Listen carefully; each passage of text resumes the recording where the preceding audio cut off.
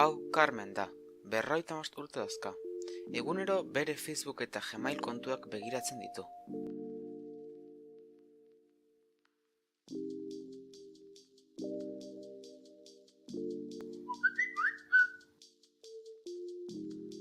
Badirudi Euskaltel Fakturas izeneko norbaitek mezu bat bidali diola.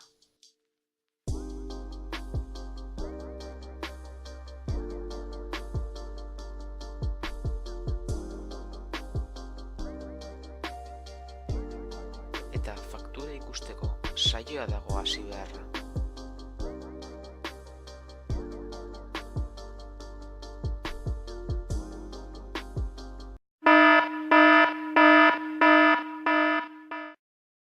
Zer gertatu da? Carmenek ez du mezuaren igorlea nor den egiaztatu. Horretarako ber detailes botoia sakatu daiteke. Ez da oso fidagarria.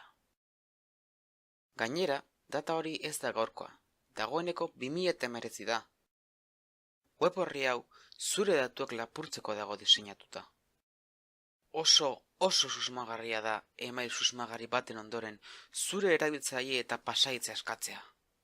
Baina nola saiez dezaket hau? Zure informazioa lapurtzeko metodo honek phishing du izena eta irakurlearen arreta erakartzean datza. Adibidez, zurekin komunikatzeko hirugarren aldia dela, donazio edo sari bat duzula eskuragarri, edota zure kontuan zerbait egiteko eskaerak egongo dira. Gainera, askotan akats ortografikoak egoten dira, orokorrean itzulpen automatikoa erabiltzen dutelako. Eta adibidean ikusien bezala, web helbidea ez da ohikoa. Ondo ibili eta ez etzatela arrantzatu.